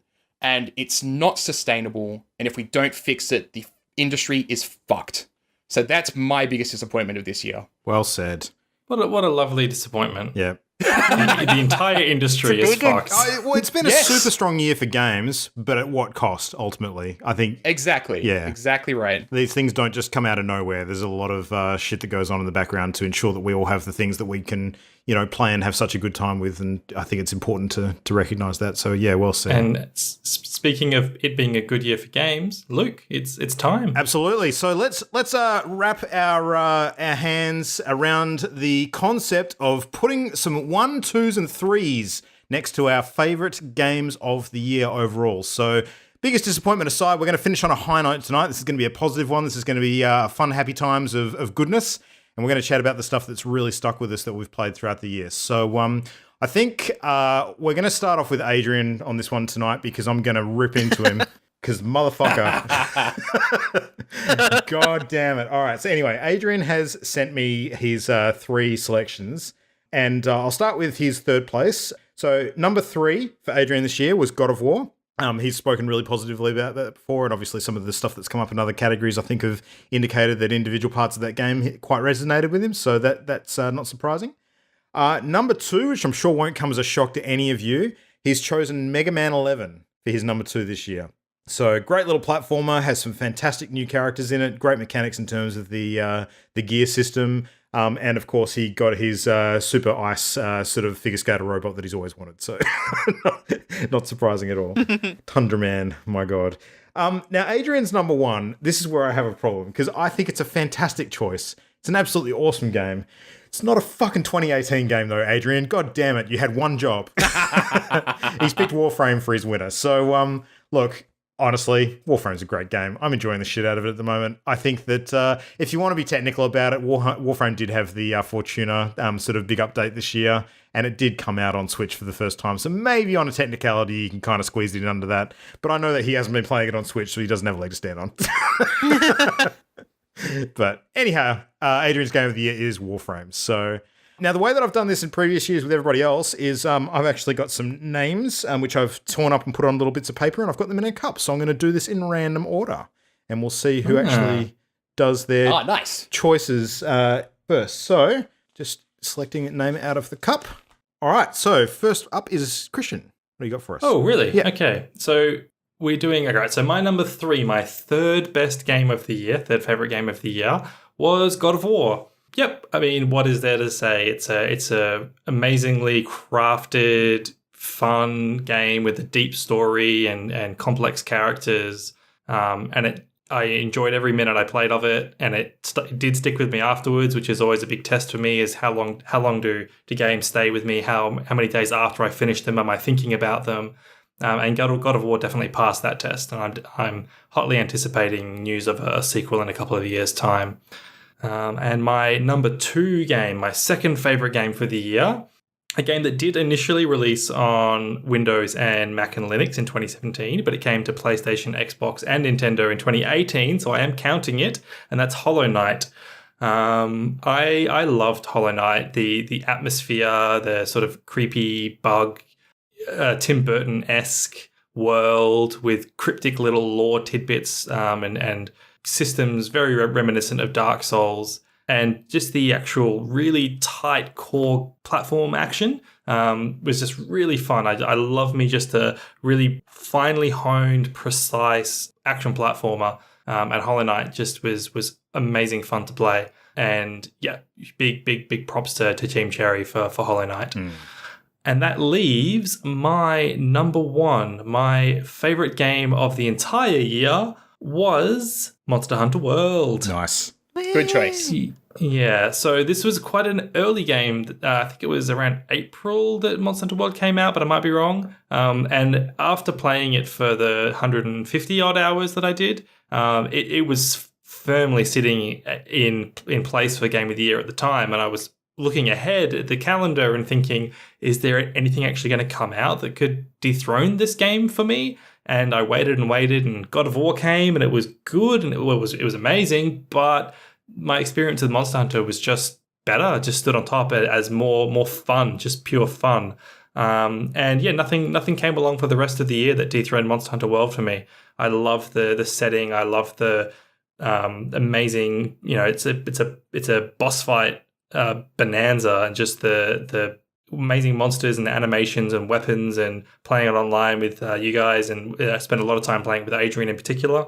And yeah, and the quality of life improvements that it had made in contrast to some previous entries in the series. I'd only toyed around with a couple of the other games previously and hadn't really got stuck into them because they were very obtuse.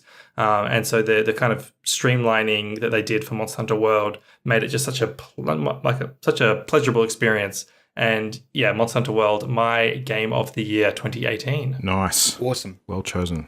All right. Okay, so next name out of the cup, we have Mr. Matt. You are up. Yes. Less intense, less angry game dad face on. So my number 3 game of the year, I've actually not gotten the chance to talk about while we're giving awards to everything else, which kind of made me sad because I enjoyed it so much. And I was going back through my catalog of stuff on Steam and trying to work out what would be my third favorite game of the year. And I'm going with BattleTech. I absolutely love like my strategy games, especially the turn-based ones. And BattleTech was this game that I remember playing MechWarrior as a kid, with the first-person MechWarrior games, and the fact that this came out, I wasn't super excited about it, but then I was seeing my friends on Twitter talking about it. I'm like, okay, I'll pick it up. It's a sci-fi game, it's being published by Paradox, and I love Paradox's stuff because I love Stellaris. And honestly, I hadn't thought I put as much time into it as I had, because I'm only like a small way into the game, but I've put in 73 hours, and that surprises me. Wow. And when I can look back at a game and say, I put in that many hours and it feels like I didn't put in that much because it was just fun while I was doing it, that's really, really cool. It's such a really neat game. I love the strategy in it. I love how I have to think moves ahead. It's very chess-like in that respect. So yeah, so absolutely number 3 is BattleTech. Number 2, which was going to be my number 1, but then got dethroned very, very late in the year, is Spider-Man. So I adored my experience playing Spider-Man, and I'm really, really looking forward to going back and playing all the brand new DLC that's come out. I've kind of waited for all the DLC to be released, so I just play it all at once and just kind of enjoy, sitting down and putting just another day or two into playing Spider-Man again. Yep. Last time, one's coming out on the 21st of this month, I believe, so the third one's not far away. Yes. Yep. And it's just one of those games where while I was playing it, I was just having such a fun time that I could lose track of time. I basically played through the entirety of it with my partner Melissa watching me play it, and we both were getting choked up at certain points in the game. Starting off, whenever I start off a game, an action-adventure game, I always end up struggling with the combat system, but once I got used to the combat system in Spider-Man, it was very close to being my favorite mechanic of the year. But yeah, I just love that game. I love the acting. I love the world. I love how it's kind of a meme now. Everybody's saying it makes you feel like Spider-Man, but that's what it does. Okay, I love that feeling of just being heroic and doing these heroic acts as this really fun character. And so my number 1 game of the year, which quite honestly surprised me when it became so obvious that I needed to put it at number 1, is Hitman 2. Nice. So I play a lot of games, and I have a limited time to invest in the games that I play. So for me, it's a really special experience when a game comes along that I enjoy playing so much that I want to play it on the hardest difficulty, and that I will repeat levels over and over again until I can complete them perfectly. For as much as I love Spider-Man, I have no interest or immediate desire to go and restart and replay that whole experience start to finish on the highest difficulty. But there's only one other game series that has ever made me want to go through and play it multiple times on higher difficulties and trying to perfect the linear storyline, and that's Halo. And Halo is absolutely one of my favorite games of all time. And I've literally finished every single one of them on Legendary. Hitman 2 is up there. I will probably go back and I'll probably finish all the Hitman 1 levels on and try to do him on Master Assassin as a Silent Assassin.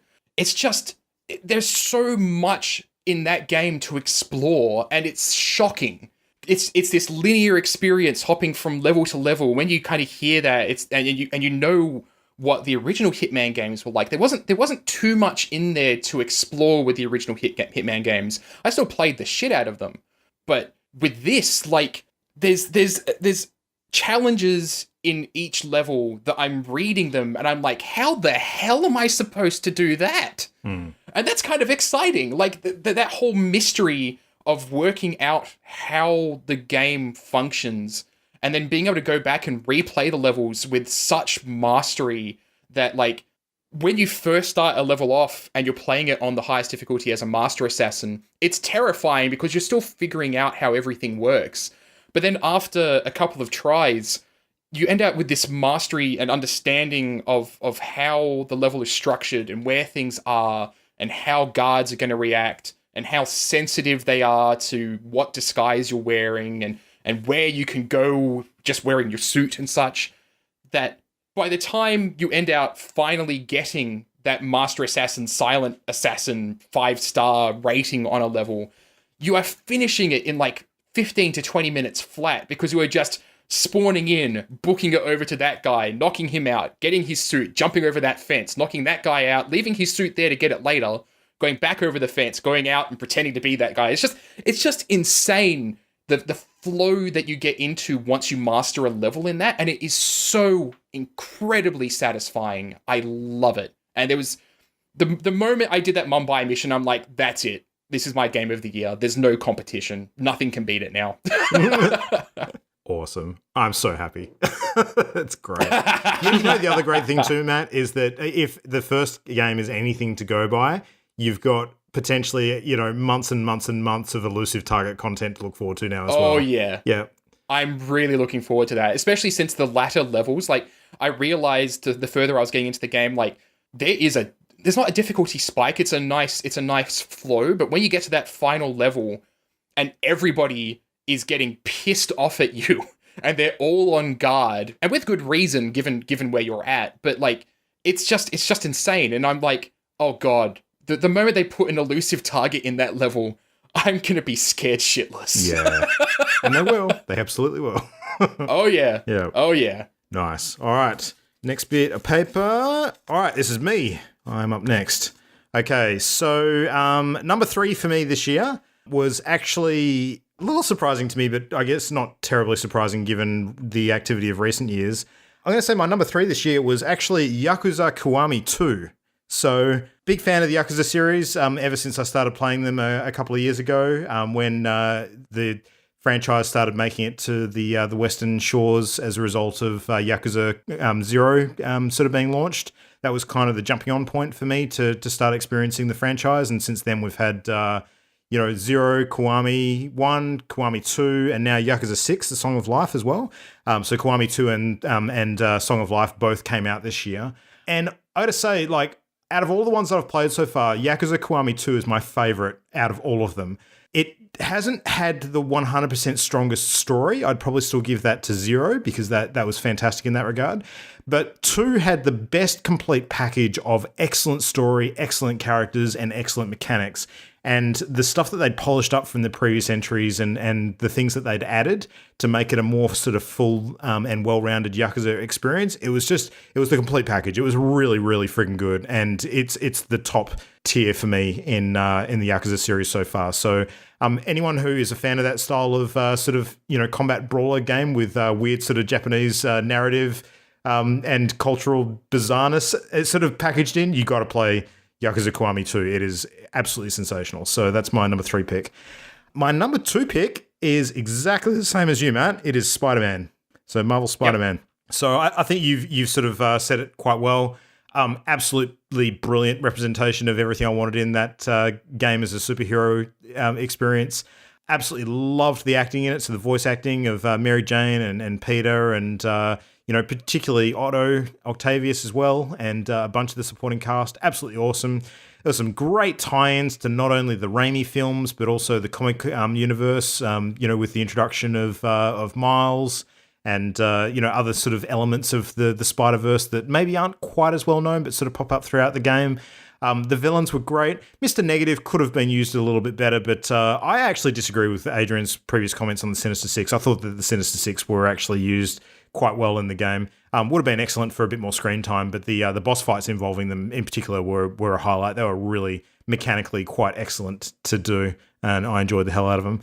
The story was just brilliant, but there were some real sort of genuine touching moments that I felt in that game. And, if you're so dead inside to not experiencing them yourself, then that's your issue. But I got to say, like, particularly the ending really sat well with me. I enjoyed the hell out of it. So great game.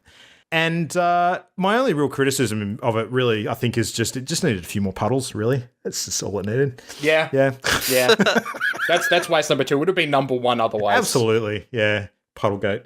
Number 1's not going to come as any surprise to anyone who's been listening to me hammer on about it this year at all. It's God of War. Not only is God of War my game of the year, but it is one of the few games in recent years that has cracked my top 10 of all time list. I fucking love this game, and I love it so much. Yeah, to me, it's just the perfect package for my taste in video gaming. It's got the action, it's got the story, it's got the character development, it's got the absolutely spot on, like, gobsmackingly spectacular visuals. The pacing throughout the entire game was just perfect. Like, at no time did I feel like I was playing a gamified version of an experience. It felt like I was in that world, actually, playing that story for real, like being immersed in it, absolutely every step of the way. The camera mechanics with the no cutaways and that kind of thing really helped with that. The fact that the story didn't really have any low points. Like, it just kept on going and kept on getting more and more interesting. And the next step that led somewhere was really sort of intriguing and perplexing, and you just don't want to put it down. It was just, there was no low point in that game for me. Every single moment of it from beginning to end was like a great book that I just didn't want to put down. And so my only regret really is that I just gobbled it up too quickly because I couldn't stop playing the damn thing. So, but yeah, that's a game that for me in particular is going to be sticking in my mind for quite a while. And I think probably the big danger is that I'll just have such ridiculously high expectations of any sequel that comes out that, it living up to what the first one has set as the standard for me is going to be very, very difficult. So yeah, God of War, easy game of the year for me. It was it's something that I've kind of had in the back of my mind since March, and was waiting for something to come along and topple it, and nothing did. Red Dead was a great game. It's not too far down my list, but it certainly didn't do enough to crack into that top sort of 3. So there you go. That's me. All right, and that means that I don't need to pull out the last paper because I know that Jam's name is on it. Jam, take us home. What's your picks for this year? It's me. Well, I found this quite difficult. My number 3 ended up being Red Dead Redemption 2 because it makes me feel like a cowboy. And my number 2 ended up being Spider-Man for the very same reasons. Makes me feel like a sassy superhero. And I freaking love that. The reason I fully expect, I'm hoping in my time off after Christmas, to invest more time into these games. I'm still fairly early on in both of them. And the reason neither of them top my list is likely because I didn't spend that time in them, because I found in the past 2 to 3 years, I've become more of a social gamer, and I tend to jump in on whatever my friends are playing if I can join them when I jump online. Now, I'm going to disappoint Adrian so much. But my game of the year, in spite of all of the shit, is Fallout 76. Are you serious? Seriously, honestly, it really is. It's become my go-to game. It's when it's a choice between that or one of these other magnificent games that are sitting off in the periphery, this is the one I choose because my friends can experience it with me. I can experience it with them. We're making our own stories and our own fun. For the first time... I can hear Adrian vomiting from here. Crying? Yeah, sobbing? I think the additional value add that it provides by having that reaction from Adrian just makes it an even more solid pick for It just for makes Jam. me even happier. I love it even more. I know it's not perfect. I know there's problems associated with it. I know it has bugs. I know it's not nearly as exquisite as Spider-Man or Red Dead. For all of that, I'm having so much fun playing it. I simply adore sharing the wasteland with my friends. That mix of exploration and music and mates by your side shooting the big horrible nasties has just been insane. Like, I've had bugs where I've lost my favorite weapon. I've had the game crash on me. Through all of that, I'm just still delighted every time I log on and discover this new bit of Appalachia that I wasn't expecting, or a new monster, just foraging for loot, being a loot whore. I know that's what I am. Like, it's every 30 seconds, I'm over encumbered. But this game speaks to some of the things I enjoy most about gaming, particularly the exploration and the making your own story.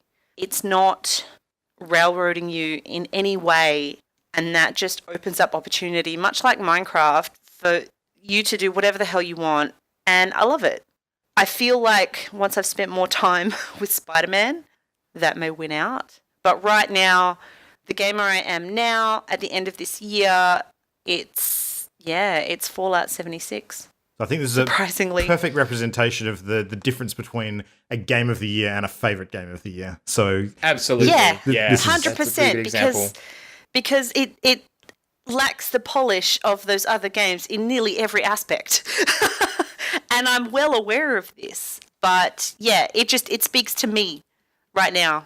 I think it's worth. That's why it's your favorite. It's saying something that, in spite of all of those things, you can still enjoy it as much as you do, and that definitely speaks to a strength, within that structure somewhere. So yeah. And the incredible thing is the people that are still hanging around playing, the community that you encounter in that game are those people who are enjoying it in spite of all those other things. And like, I accidentally shot a guy in the head the other day when he surprised me coming down some stairs. And then I was like, oh shit, starts waving at him. He's waving at me in his power armor. I'm like, cool.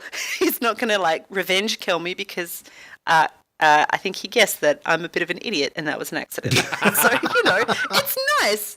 And then we're waving and going about our business and like looting a building together. So that was nice. It's just full of neat experiences. Nice. In a way, like I can actually really see why that's the case, because the people that are going to be still playing Fallout 76 aren't the people that are going to hate the game or want to have an unpleasant experience in it now. It's going to be all the people that find some value in it, and that's going to make it weirdly wholesome. And I again, like we referenced it before, I fully expect that, if Bethesda get its act together, Fallout 76 could be the redemption story that we're talking about end of next year. I hope so. There's so much potential for DLC to grow this game into something more. They can open new vaults to add new NPCs to the world. They can add neighboring states, there's so much potential, and it's only been out a month. Some people are getting a bit whingy about content. There's so much of the map I haven't seen, like extraordinary amount. I'm really looking forward to the future with Fallout. So are you all ready for a scolding hot take right now from me? Yes.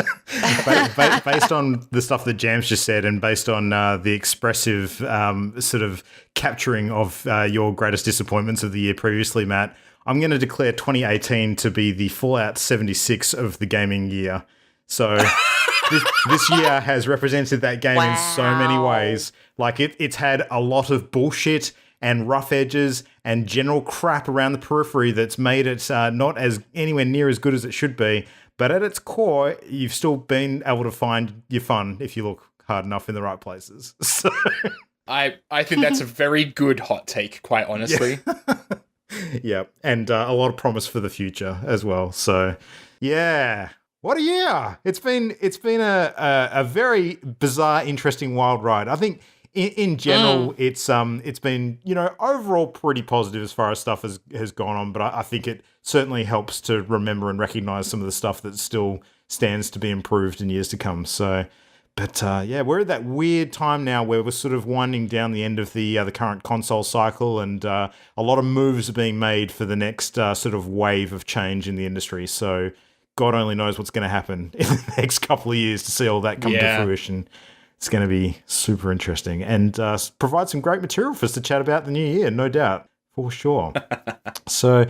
Oh, well, I guess I want to just take the opportunity at the closing of our party favourites for 2018 to give everybody a big thank you. So, first and foremost, thanks to all of you guys for sticking in every week and jumping on and having great conversations about everything video gaming and having a great time together while we've all been doing it. So I think for Jam and I especially, who've sort of been here since the beginning, it's been awesome to grow our team this year and sort of have Christian come on full time, and then later on Adrian and Matt, you joining us permanently as well. It's been excellent to change up the formula. And while we miss Mimo and Ollie, we don't really, because we still see them all the time anyway. So it's, so much has changed, but so much has stayed the same in that regard that it's kind of worked out. So yeah, no, it's been good. It's been great fun. Yeah, Jan, did you want to say anything along those lines?